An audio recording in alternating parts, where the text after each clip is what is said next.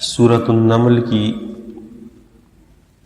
آیت نمبر 38 تا 40 تلاوت کی گئی ہے۔ گزشتہ درس میں یہ مضمون گزرا ہے کہ سلیمان علیہ السلام کے پاس بلقیس نے تحائف بھیجے جو سلیمان علیہ السلام نے واپس کر دیے اور ان کو دین کی دعوت دی۔ پھر بلقیس کے پاس جب اس کے قاصد پہنچے تو ان پر رعب بھی تھا، ہیبت بھی تھی۔ مفسرین نے لکھا ہے کہ سلیمان علیہ السلام کو اللہ تعالیٰ نے اتنی وجاہت دی تھی کہ ان کی مجلس میں ان کے سامنے کوئی فوراً گفتگو شروع نہیں کر سکتا تھا۔ تو نبی کا اپنا بھی ایک رعب ہوتا ہے، پھر دیندار ہونے کی وجہ سے عام آدمی کو اللہ تعالیٰ وجاہت سے نواز دیتے ہیں، تو نبی کا تو مقام بھی بہت بلند ہوتا ہے۔ پھر اس کے ساتھ ساتھ جو لوگ مادیت سے مرعوب ہوتے ہیں تو ان کے سامنے اس طرح کی چیزیں لے کر آنا ان کو مزید مرعوب کر دیتا ہے۔ تو انہوں نے جا کر عجیب قسم کی تعریفیں کی۔ اسرائیلی روایات میں ملکہ سبا کا وہاں سے نکلنا آنا اس میں بہت زیادہ مبالغہ ہے۔ مثلا ایک روایت میں یہ ہے کہ وہ وہاں سے نکلی اور اپنے ساتھ اس نے 70,000 سردار لی اور ہر سردار کے ساتھ 1,00,000 فوج اس نے روانہ کی۔ تو علامہ الوسی رحمہ اللہ نے یہ روایات لکھی ہیں، جمع کی ہیں، پھر اس کے بعد فرمایا کہ یہ عقل کے بھی خلاف ہے، نقل کے بھی خلاف ہے۔ ایسا نہیں ہوتا ہے کہ اگر ایسی بادشاہت ہوتی، ایسی اس کی قدرت اور طاقت ہوتی تو اس کا صریح روایات میں ذکر ہوتا۔ یہ اسرائیلی روایات ہے جن میں غلو مبالغے سے کام لیا گیا ہے۔ اس کا ایک بڑا لشکر تھا، اس کو لے کر آئی۔ سلیمان علیہ السلام کو جب پتہ چلا تو اپنی مجلس میں انہوں نے فرمایا کہ بلقیس کا جو عرش ہے جس کا ذکر پہلے گزرا ہے اس کا عرش لے کر آئے اور مجھ یہاں تک پہنچا دے، یعنی اس کے آنے سے پہلے اس کا تخت یہاں پہنچ جانا چاہیے۔ اس کے تخت کے بارے میں مفسرین نے لکھا ہے کہ اس نے 7 محل بنا کر ہر محل کے باہر ایک اور محل، اس کے اندر ایک اور، پھر اس کے اندر ایک اور، پھر 7ویں محل کے اندر اس کو محفوظ رکھا اور مقفل، یعنی دروازے اس کے ہر وقت تالا لگے ہوئے، اور وہاں جا کر وہ اپنی نشست بناتی تھی، وہاں کسی کی رسائی بھی نہیں تھی۔ تو ان کے ہاں وہ بہت محفوظ تصور کی جانے والی چیز تھی، اس لیے سلیمان علیہ السلام نے فرمایا کہ کوئی اس کو لے کر آ سکتا ہے تو لے آئے۔ تو ایک جن نے کہا کہ آپ کی مجلس ختم ہونے سے پہلے میں اس کو لے آؤں گا۔ اور ایک ایسا شخص جس کو اللہ نے کتاب کا علم دیا تھا اس نے کہا کہ آپ پلک جھپکیں گے تو اس دوران وہ تخت یہاں پر ہوگا۔ تو سلیمان علیہ السلام نے جب یہ بات کی اور اس نے وہاں سے جواب دیا، دیکھا تخت وہاں رکھا ہوا تھا۔ تو اس پر سلیمان علیہ السلام نے اللہ کا شکر ادا کیا کہ جو بندہ شکر گزاری کرتا ہے نفع اس کی ذات کو ہے، جو ناشکری کرتا ہے وہ اللہ کا کچھ بھی نہیں بگاڑ سکتا، نقصان بندے کا ہوگا۔ آپ حضرات الفاظ کا ترجمہ دیکھ لیں۔ قال سلیمان علیہ السلام نے فرمایا، یا ایھا الملأ، اے دربار والو، ایکم یاتینی، کون لے کر آئے گا میرے پاس بعرشھا، اس کے تخت کو، قبل ان یاتونی مسلمین، اس سے پہلے کہ وہ مطیع اور فرمانبردار بن کر آئے۔ وہ ایک عورت ہے، اس کے ساتھ اور لوگ ہیں، وہ بعد میں آئی، آ کر اسلام قبول کیا، اس نے اطاعت اختیار کی، لیکن مآل کے اعتبار سے چونکہ جب وہ وہاں سے چلی تو یہ دلیل تھی اس بات کی کہ وہ لڑنے کے لیے نہیں آ رہی ہے، مطیع اور فرمانبردار بن کر آ رہی ہے۔ اس لیے عبداللہ ابن عباس رضی اللہ تعالیٰ عنہما نے یہاں پر اسلام ظاہری انقیاد کے معنی میں لے کر اس کا ترجمہ اطاعت سے ہی کیا ہے، کہ یہاں پر وہ کلمہ پڑھنے والا اسلام مراد نہیں ہے بلکہ ظاہری طور پر اتباع ہے، کہ وہ اتباع اختیار کر کے آ رہی ہے۔ قال عفریت من الجن، جنات میں سے ایک جن نے کہا، انا آتیک بہ قبل ان تقوم من مقامک، میں اس کو لا سکتا ہوں آپ کے پاس اس سے پہلے کہ آپ اپنی مجلس سے اٹھیں۔ وَإِنِّي عَلَيْهِ لَقَوِيٌّ أَمِينٌ، اور میں اس پر قادر بھی ہوں، میں طاقت رکھتا ہوں، اور میں امانت دار بھی ہوں، میں خیانت بھی نہیں کروں گا، لیکن اس مجلس تک مجھے آپ موقع دے دیں۔ قال الذي عنده علم من الكتاب، کہا اس شخص نے کہ جس کے پاس کتاب کا علم تھا، انا آتیک به قبل ان يرتد الیک طرفک،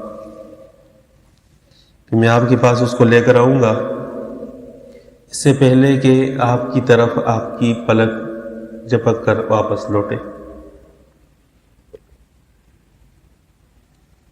اور یہ انتہائی کم مدت سے کنایا ہے، پلک جھپکنے میں کتنی دیر لگتی ہے۔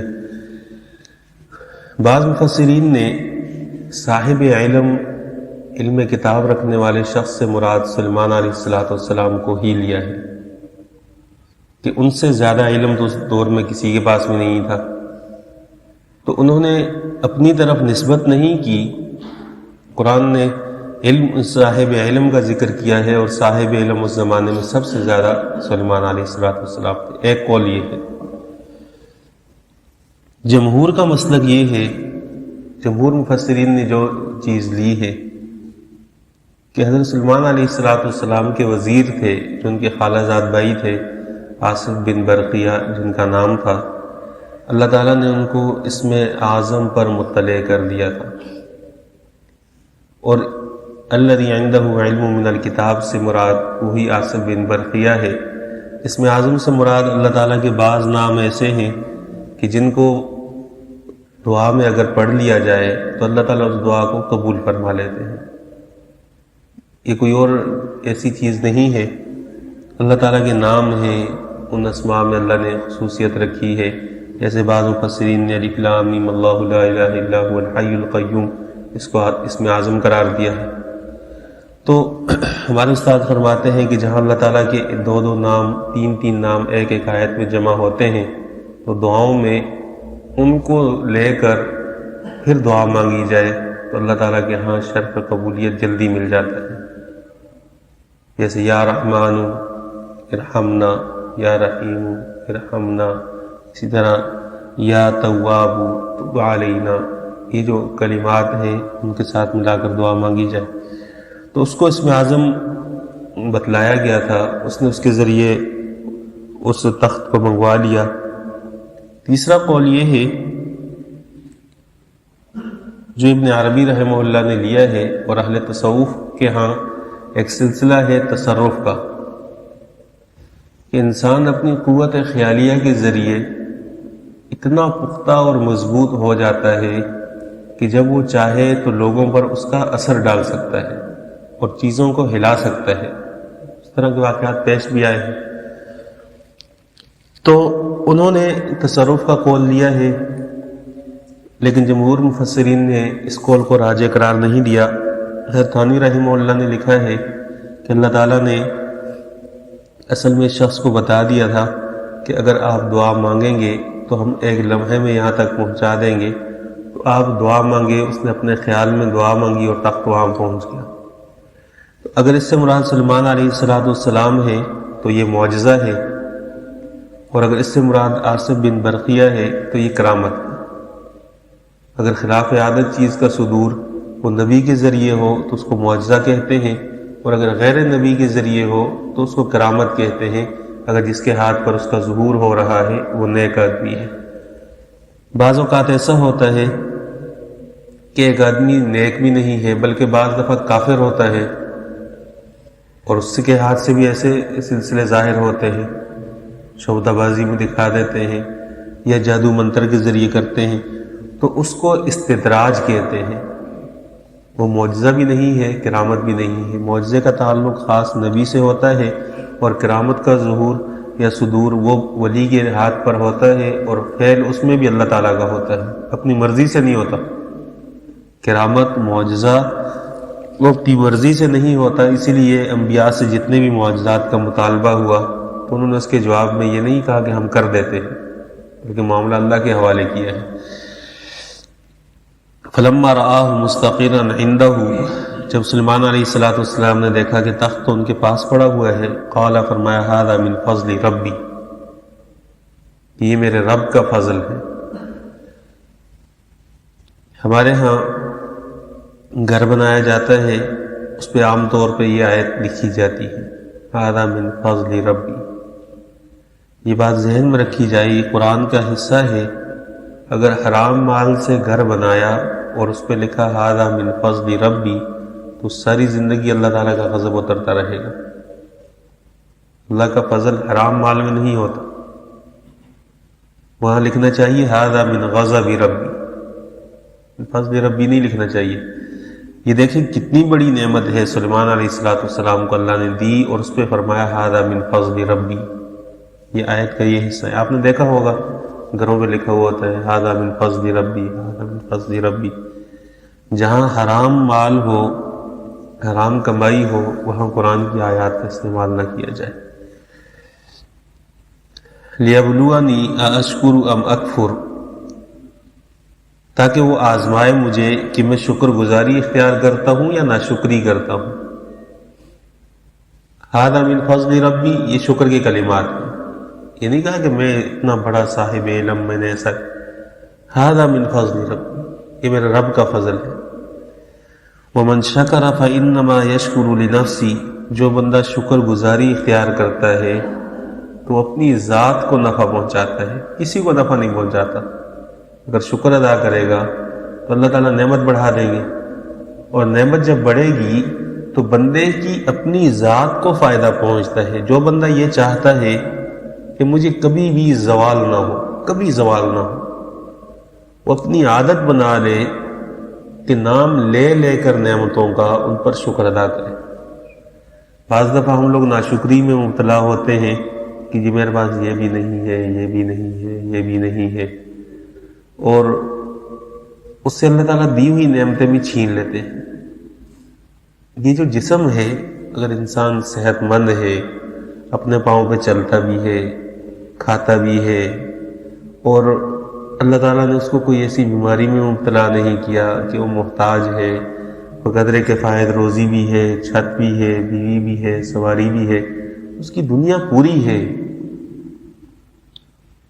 تھوڑی دیر کے لیے آپ یہ سوچیے، ابھی جو کرونا شروع ہوا تھا اس میں دیکھیں آکسیجن جن لوگوں کو لگا ہے، کتنا مہنگا علاج، ایک ایک سانس کی قیمت، اور ہم سوتے بھی ہیں سانس لے رہے ہیں، جاگتے ہوئے بھی سانس لے رہے ہیں، کوئی بل نہیں ہے، کوئی چارجز نہیں ہے، تو یہ نعمت نہیں ہے؟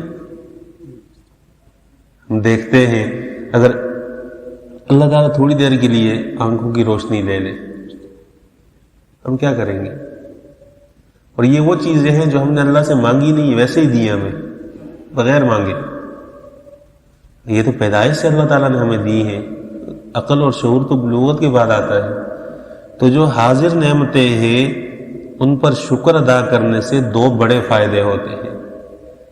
پہلا فائدہ یہ ہوتا ہے کہ انسان اس نعمت سے لذت حاصل کرتا ہے۔ اگر اللہ تعالیٰ نے ایک نعمت دی ہے، اس پہ شکر ادا کرے گا، اللہ نے صحت کی نعمت دی ہے، شکر ادا کرے گا تو صحت کی نعمت کا مزہ اٹھائے گا، وہ لذت حاصل کرے گا۔ اللہ نے گھر دیا ہے، شکر ادا کرے گا، چھت کی طرف دیکھے گا تو اللہ تعالیٰ اس کو گھر کی لذت سے آشنا کریں گے۔ سواری کی نعمت دی ہے، شکر ادا کرے گا تو اللہ تعالیٰ اس لذت سے آشنا کریں گے۔ دوسرا بڑا فائدہ یہ ہے کہ شکر گزاری سے نعمت میں اضافہ تو ہوتا ہے، کمی نہیں ہوتی، مزید اللہ تعالیٰ کی طرف۔ اور یہ قرآن کا وعدہ ہے لئن شکرتم لازیدنکم۔ ہمارے زمانے میں پریشانی کا بہت بڑا جو وبال ہے اور ایک ہوا پھیلی ہوئی ہے، اس کی بڑی وجہ ہماری ناشکری ہے۔ ہمارے پاس نعمتیں بہت ہیں لیکن ہم ناشکر ہیں۔ پیغمبر صلی اللہ علیہ وسلم نے صحابہ سے فرمایا، وہ صحابہ جو پیغمبر صلی اللہ علیہ وسلم کے زمانے میں تھے، آپ سیرت پڑھیں، ان کی خوراک دیکھیں۔ امام بخاری رحمہ اللہ نے مغازی کے باب میں ایک روایت نقل کی ہے، صحابہ نے کہا کہ ہم لوگ غزوہ میں نکلے، اور غزوہ ذات و عنبر، غالباً اس کا عنوان امام بخاری رحمہ اللہ نے باندھا ہے ذات و عنبر کے نام سے۔ تو صحابہ تشریف لے گئے، جب وہاں لڑائی کے دوران ان کے پاس کچھ نہیں بچا، تو یہ جو کھجور کی گٹلیاں ہیں، کھجور کی گٹلیاں، کھجور نہیں گٹلیاں، ان گٹلیوں کو وہ چوس کر منہ میں لعاب پیدا کر کے اپنے جسم کو تقویت دیتے رہے۔ کھجور کی گٹلی، قرآن نے جو خطاب کیا ہے پہلا خطاب صحابہ سے ہے، ثم لتسألن یومئذ عن النعیم، ان سے فرمایا کہ نعمتوں کے بارے میں سوال ہوگا، جن کے ہاں تصور نہیں تھا ان گاڑیوں کا، ان گھروں کا، ان رہائشی مکانوں کا، ان خوراکوں کا تصور نہیں تھا صحابہ کے ہاں، ان کو فرمایا کہ نعمتوں کے بارے میں سوال ہوگا، تو ہمیں اگر اللہ تعالیٰ نے اپنے سامنے کھڑا کر دیا تو ہم کریں گے کیا؟ تو فرمایا کہ اللہ تعالیٰ یہ دیکھنا چاہتے ہیں کہ میں شکر گزار بندہ ہوں یا ناشکرہ ہوں۔ ومن شکر فإنما یشکر لنفسی، جو بندہ شکر گزاری اختیار کرتا ہے اس کا فائدہ اسی کو ہے۔ ومن کفر، جو ناشکری کرے گا، اللہ تعالیٰ کی نعمتوں کو ٹھکرا دے گا اور ان پر شکر گزار نہیں بنے گا، تو وہ اللہ کا نقصان نہیں کرے گا۔ اللہ غنی بادشاہ ہے، اللہ تعالیٰ کو اس سے کیا فرق پڑتا ہے کہ دنیا شکر گزار ہے یا نہ شکر ہے۔ البتہ یہ ہے کہ بندہ شکر گزاری سے اپنی ذات کو نفع پہنچاتا ہے۔ اللہ تعالیٰ سے دعا ہے قرآن تعلیمات پر عمل کرنے کی توفیق عطا فرمائے۔ الحمدللہ رب العالمین۔